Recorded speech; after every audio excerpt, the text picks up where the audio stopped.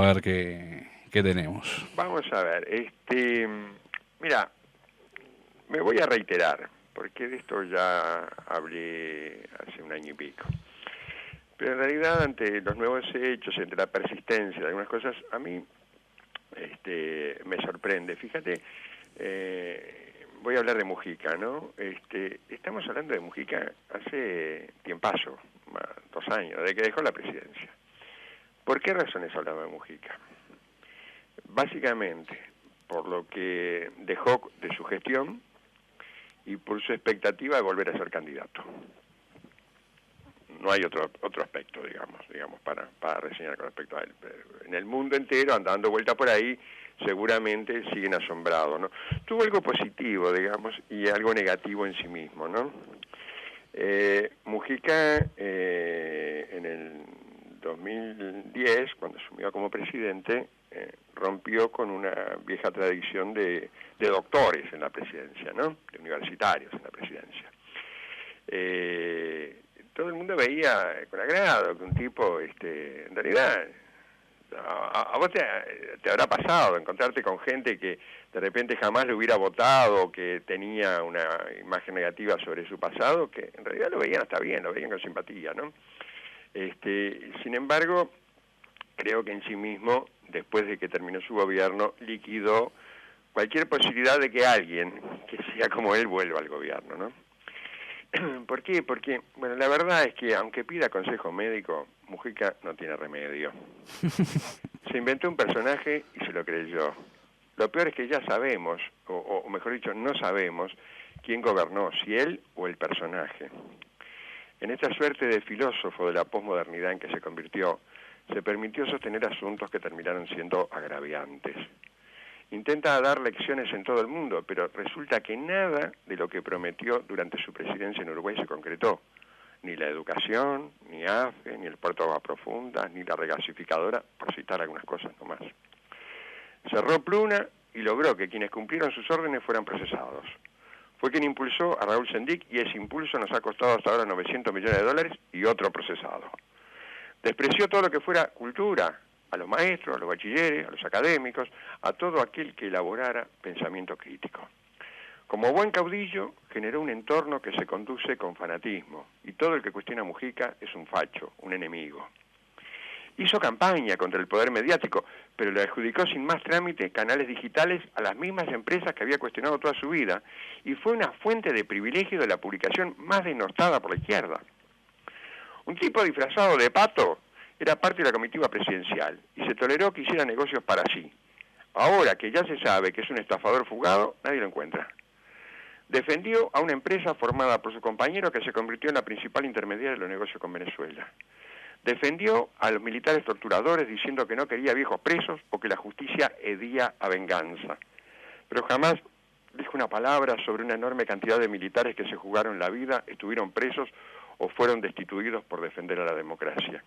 Nada dijo sobre 500 trabajadores que fueron expoliados por un empresario que tenía sólidos vínculos con él, una empresa que debía ser controlada por un integrante del MPP, pero cuya esposa trabajaba para los controlados. Por primera vez en la historia un presidente decide perdonar una enorme deuda fiscal, y peor, aceptó que esos deudores le corrieran a un ministro. Nunca se le escuchó hablar en colectivo de su gobierno. Siempre yo hice, yo quise, yo no pude. Jamás mencionaba al Frente Amplio, la fuerza que lo llevó al gobierno, salvo ahora cuando necesita los votos. Es altamente probable que en el marco de la gestión de un gobierno muchas veces se tengan que hacer cosas a contrapelo del pensamiento, porque en política y en democracia obviamente siempre se debe negociar, no se puede imponer. Pero a lo que no tiene derecho Mujica es a despreciar a todo aquel que no actúe o piense como él. Ustedes recordarán una expresión muy desgraciada con respecto a los presos de Guantánamo. Me tuve que bancar estos 5 locos de Guantánamo, que no solo no estaba en consonancia con lo que fue un pensamiento y una política sobre derechos humanos, sino que terminó siendo patético por la ausencia de respeto por la vida de otros. Finalmente, todos los críticos fuimos unos nabos, unos chorizos, no nos gusta laburar o somos unos locos. Y lo peor es que ese pensamiento mujiquista ha derramado sobre gran parte de la sociedad. Ha crecido una forma de pensamiento hemipléjico que condiciona el quehacer colectivo. Y Mujica es uno de sus principales exponentes.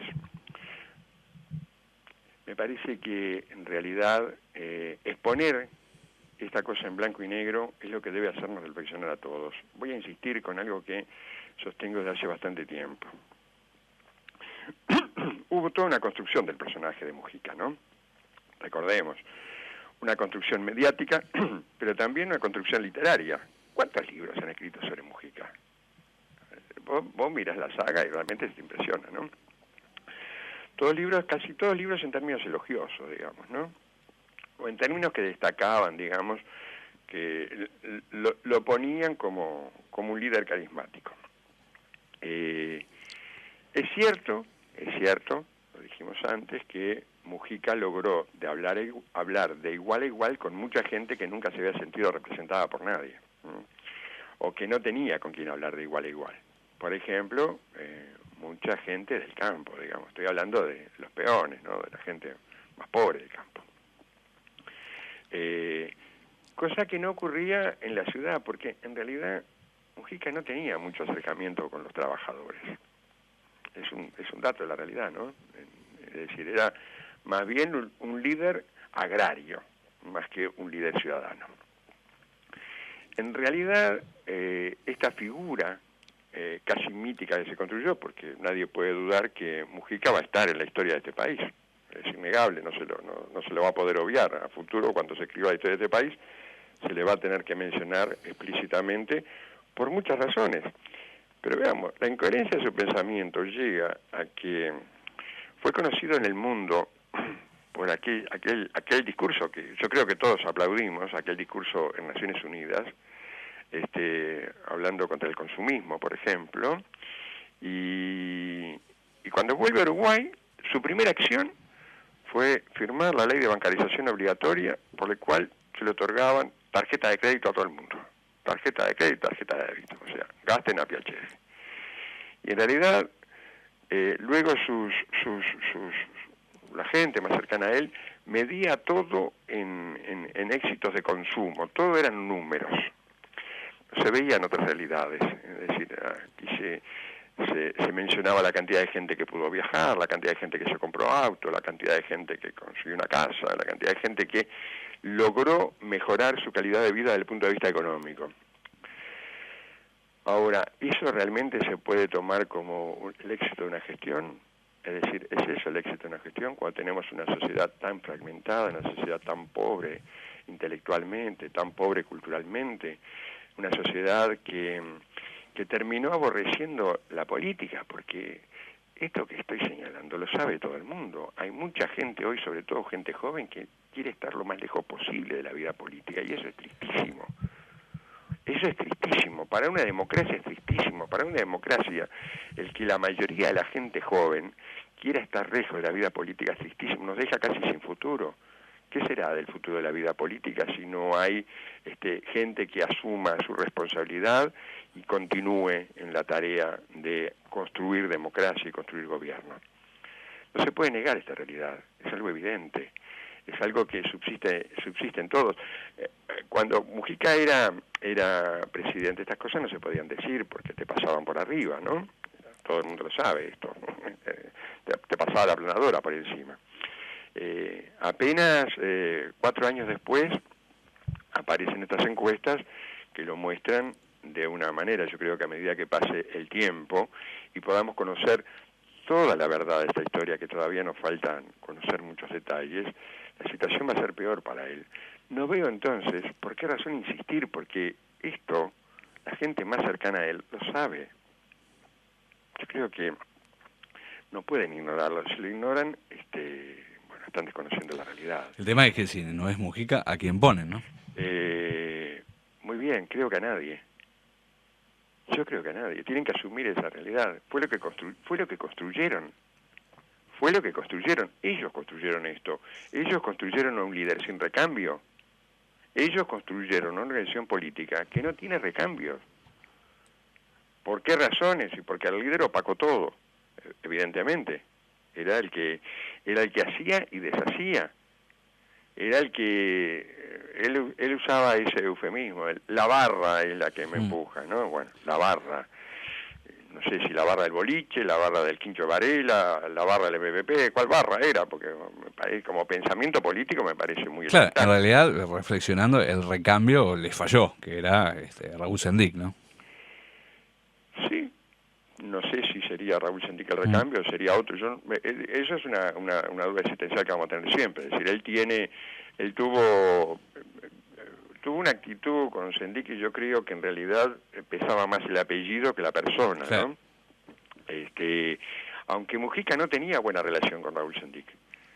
Cualquier integrante del MLN de la época lo sabe esto, te lo puede decir, digamos, no tenían una buena relación con Sendic, tenían muchísimas discrepancias.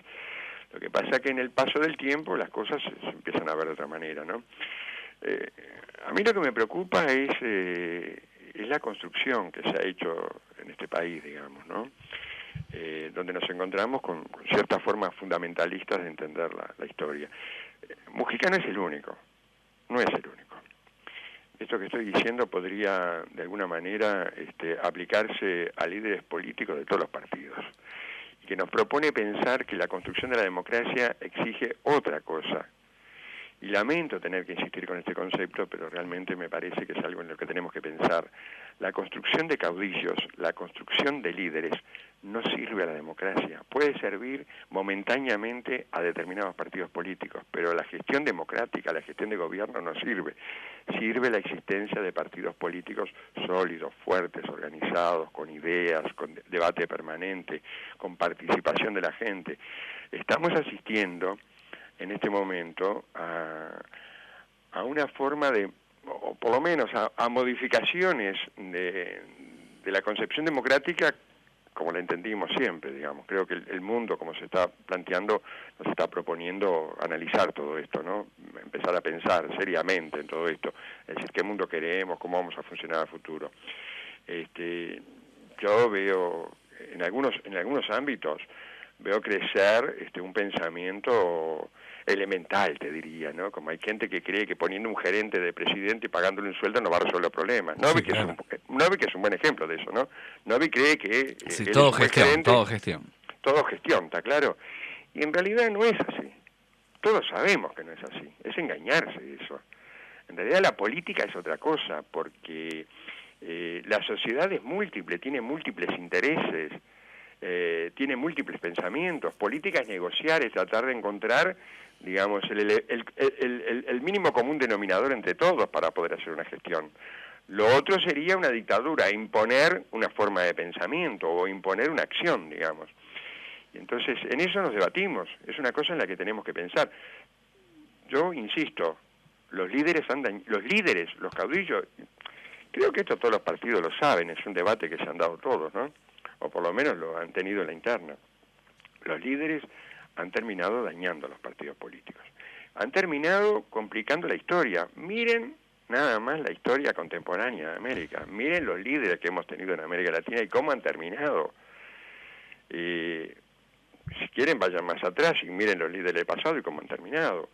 Entonces, insistir sobre eso es como que el ciudadano se quita responsabilidades, ¿no? A la gente no le gusta que vos le digas, bueno, todos tenemos una parte de responsabilidad en esto, pero yo creo que sí que todos tenemos una parte de responsabilidad en esto, porque en realidad nosotros tenemos una democracia representativa, elegimos representantes, le cedemos ese poder que nos representen, pero el problema es que le cedemos todo el poder, lo votamos y después lo dejamos que hagan lo que quieran. En realidad no tenemos forma de contralor ciudadano efectiva sobre la gestión de nuestros representantes. Yo creo que tendría que existirlo. A ver, sería muy diferente la cosa si los diputados tuvieran que venir todas las semanas a contarle o a explicarle a todos sus votantes y a discutir con sus votantes todo lo que hicieron la semana en el Parlamento. ¿Cuántas veces fueron, por ejemplo, a reuniones? ¿O qué cosas presentaron? ¿O qué cosas votaron? Claro, para eso hay que tener un día, hay que dedicar, y el ciudadano tiene que entender, hay que dedicar un día para ir al salón comunal o al claro, club deportivo, al lugar donde quiera reunir, a hablar con el diputado. No ir uno a uno, sino ir colectivamente, porque ahí la cuestión es diferente, ¿no? Y pasaría lo mismo con los ediles, y pasaría lo mismo con un montón de gente que dice representarte, pero después en los hechos se termina representando a sí mismo, ni siquiera el partido que lo puso allí, ¿no? Defendiendo sus propios intereses. En esto tenemos que pensar seriamente, porque en esto nos va la vida como país, nos va la vida como nación. Uno lee de la desconfianza, del desasosiego, del desánimo que hay en muchísima gente, ¿no? Es triste porque, a ver, cuando la izquierda llegó al gobierno, no llegó al gobierno porque tuviera la mejor propuesta, porque todo el mundo creyera que iba a resolver los problemas mágicamente. Llegó al gobierno porque estaban hartos de lo que tenían, porque estaban hartos. Veníamos de la crisis del 2002, mucha gente dijo, vamos a probar otra cosa, a ver qué pasa. 15 años después, bueno, y yo creo que Mujica tuvo mucho que ver con eso, terminó todo siendo muy parecido. Y eso genera este estado de situación, genera desconfianza, genera desánimo, genera desesperanza. Para la construcción del país y de la democracia que queremos, esto no es bueno. Está claro, Carlos. Igual, de todas formas, con respecto a lo que decías vos de rendición de cuentas de los diputados, vos sabés que por mi trabajo tengo que ir muchas veces al Parlamento. A veces tiene la impresión de que lo que se discute adentro del Parlamento, por ejemplo, por un ejemplo, solo nos interesa a nosotros y los que están ahí discutiendo, ¿no? Seguro, Porque, pero ahí está, pero a ver, mirá, a veces parece un universo paralelo, ¿no? es un universo, pero eso, mirá, yo fui años a cubrir las sesiones de la Junta Departamental de Maldonado y veía el mismo mundo. En realidad hay una brecha brutal entre lo que la gente tiene interés en que se debata allí y lo que debaten los representantes. Diferente sería que los ediles tuvieran que venir al barrio, por ejemplo, todas las semanas a discutir después sobre lo que quería el barrio. Entonces se van a encontrar que el barrio tiene problemas con las calles, con la luz, con la basura, con la seguridad, yo qué sé, no con las cosas que ellos están discutiendo. No con las cosas que ellos están discutiendo. Y en el Parlamento pasa lo mismo. Es cierto que son otros niveles de debate, es cierto que hay que elaborar leyes, pero a veces salen leyes que vos decís, ¿dónde salieron esto? En realidad porque se le ocurrió a un fantasma que está allí, vamos a presentar un proyecto de ley, entonces el tipo, tenemos que hacer algo para justificar los votos que tenemos. Y entonces surgen las cosas que surgen, que no son entendidas por la gente, ese es el gran problema, te las terminan imponiendo, y lo que se impone, y lo que la gente no discutió, no participó, no debatió, no se entiende y no se acepta, es así. A nosotros a ningún ser humano le gusta que te impongan cosas, no de acá, de cualquier parte del mundo. No nos gusta que nos impongan. Nos gusta sentirnos partícipes, discutir, participar, establecer. Eso no ha ocurrido, lamentablemente. Así nos encontramos con muchas cosas, con muchísimas cosas, desde, yo qué sé, desde las discusiones que hemos tenido recientemente sobre determinadas leyes, hasta mirar en el pasado, proyectos y toda esa historia, un poco lo que decíamos el otro día, ¿no? O ayer mismo, creo, a propósito de ANCAP, es decir, ¿cómo se llegó a eso? ¿A quién se le ocurrió todo eso? ¿Dónde estuvo el debate? ¿A qué nivel se discutió? Bien, está claro, Carlitos. Bueno, te mando un abrazo, nos encontramos mañana. Bueno, un abrazo grande. Para seguir discutiendo y a ver si tenemos, por lo menos queda algo de esperanza en cambiar todo esto, ¿no? ¿Usted dice? No, bueno, siempre hay esperanza. Yo creo que siempre hay esperanza, ¿no? Siempre. Si perdemos la esperanza, estamos en otra obligación. Siempre hay esperanza, porque, bueno. Pero los tiempos son muy complejos. Y encontrar la luz al final del túnel es difícil. Ese es el problema. Está claro. Un abrazo grande, un saludo grande de oyente. Hasta mañana. Te mando un abrazo, que pases bien el resto de la jornada. Gracias. Rompecabezas. Enteramente libres. En toda materia. ¿Cómo que no va a pasar nada? Acá pasa de todo. En El Espectador.